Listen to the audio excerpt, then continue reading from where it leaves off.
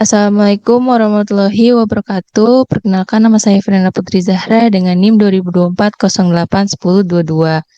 Jadi pada video ini saya akan mempresentasikan hasil UAS saya dari mata kuliah analisis proses bisnis dan proyek pengembangan perangkat lunak dengan judul aplikasi pencatatan atau pembukuan jajan cookies.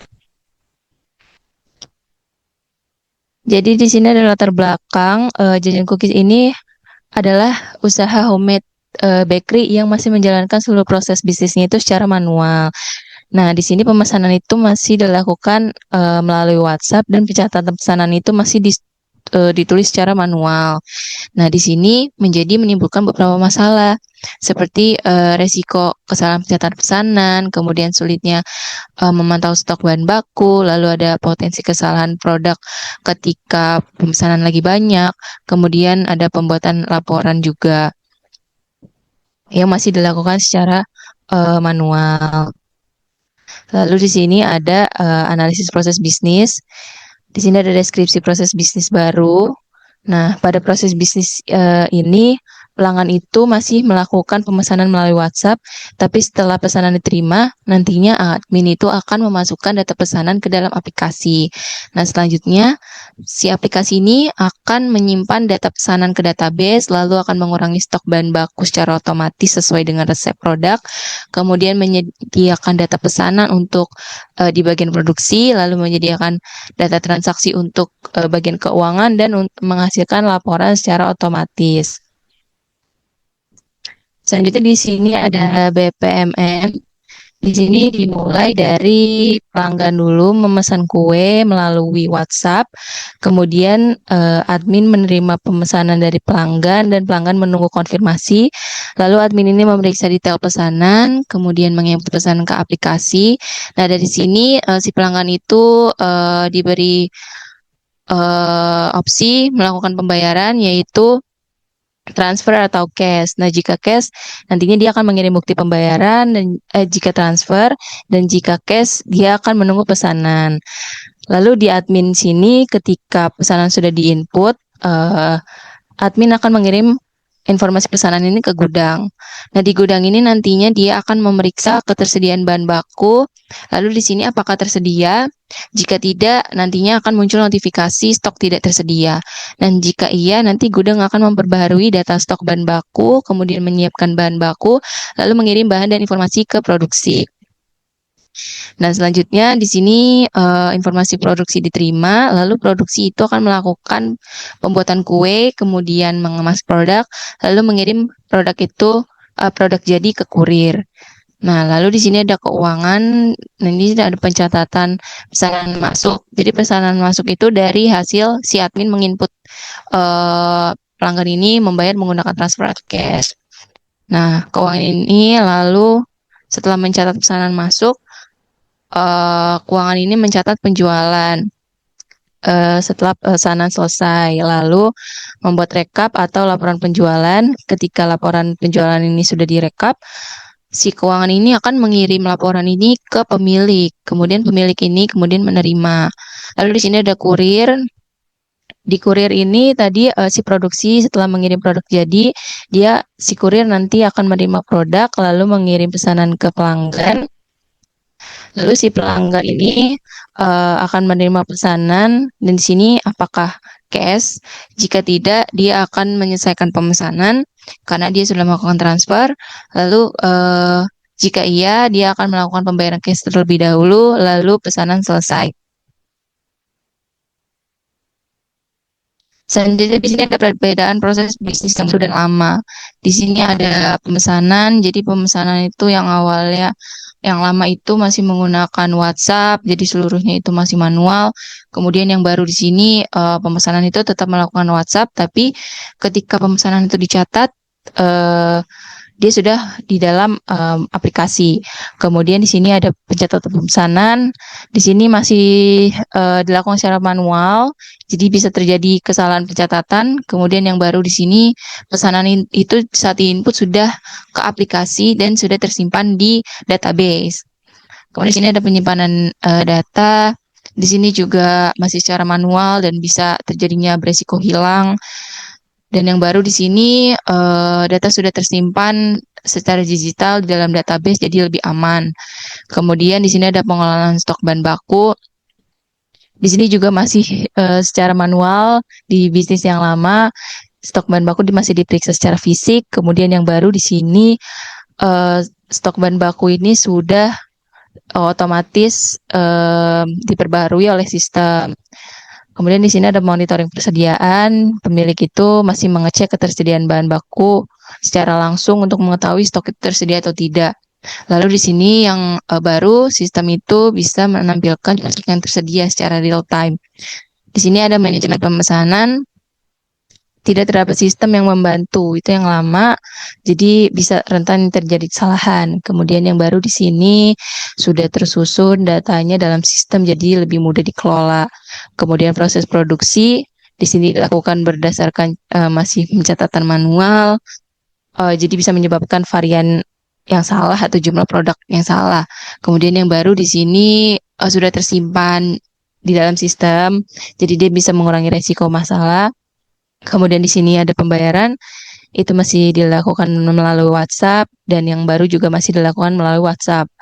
Kemudian laporan di sini yang lama masih secara manual, dan yang baru di sini bisa membuat laporan dan merekap pesanan itu secara otomatis. Lalu di sini ada risiko human error.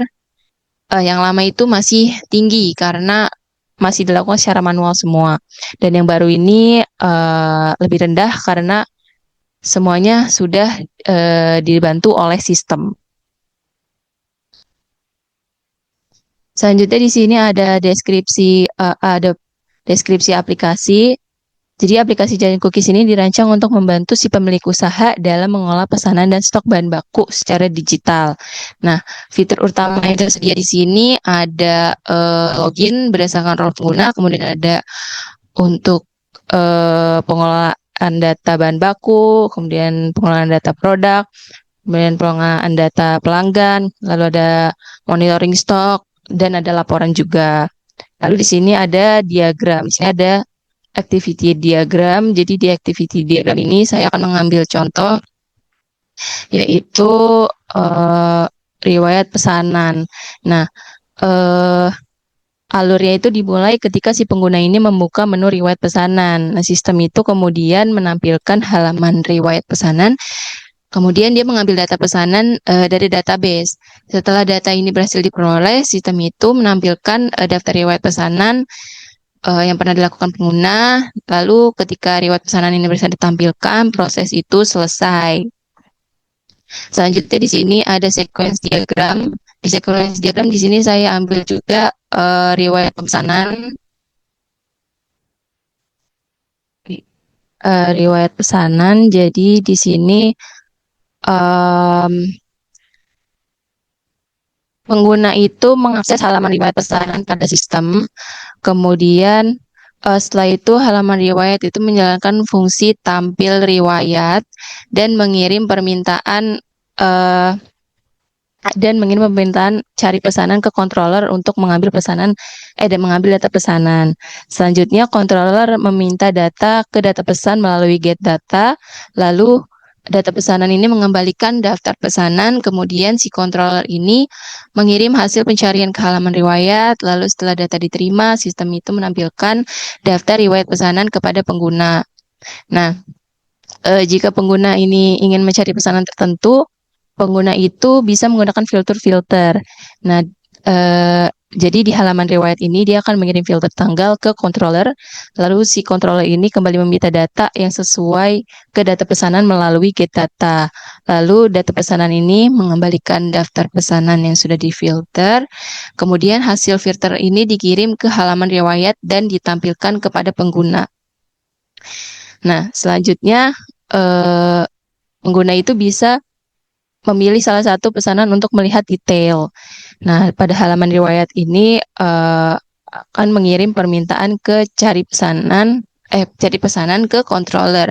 Nah, kemudian si controller ini nantinya akan meminta detail pesanan ke database melalui detail pesanan dan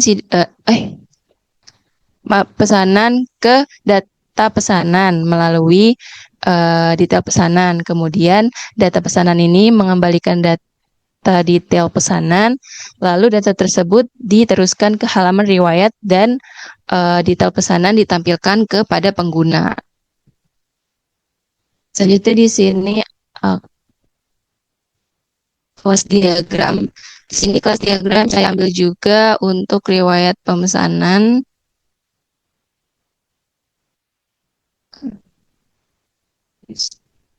Di sini riwayat pemesanan. Jadi pada kelas diagram ini ada 3 kelas.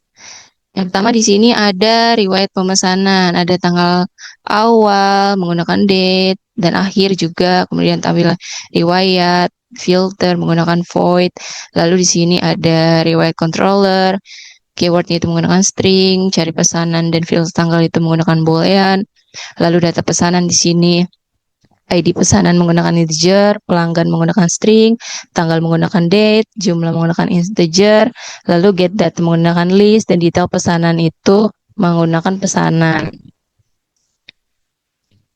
Selanjutnya di sini ada rancangan database dan tabel. Jadi database yang kita gunakan pada sistem pendataan ini adalah toko app.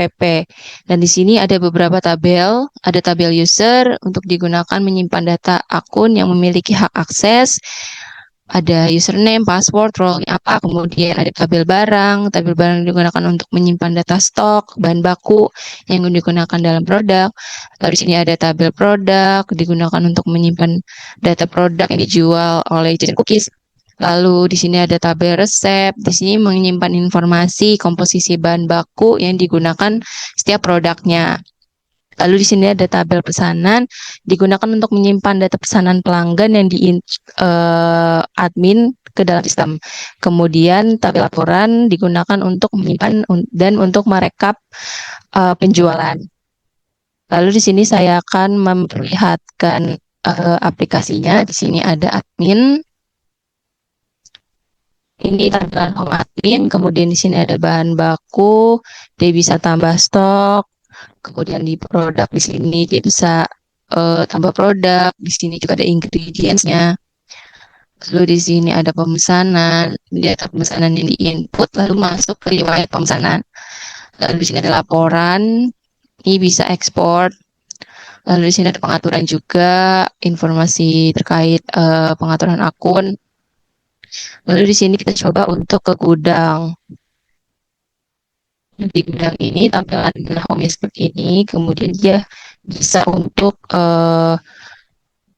input stok bahan baku. Jadi di sini bisa tambah juga. Lalu di sini ada produksi. Di produksi ini home-nya, kemudian di produk, dia bisa tambah produk. Lalu di sini bisa pemesanan juga, data pesanan masuknya ke riwayat pemesanan ini. Lalu di sini ada owner. Di owner ini dia hanya bisa untuk melihat laporan dan dia bisa mengekspor juga menjadi PDF. Lalu di sini ada keuangan. Nah, di keuangan ini dia bisa melihat laporan juga dan dia bisa mengekspor ke Excel karena dia keuangan ini fungsinya untuk merekap hasil dari laporan.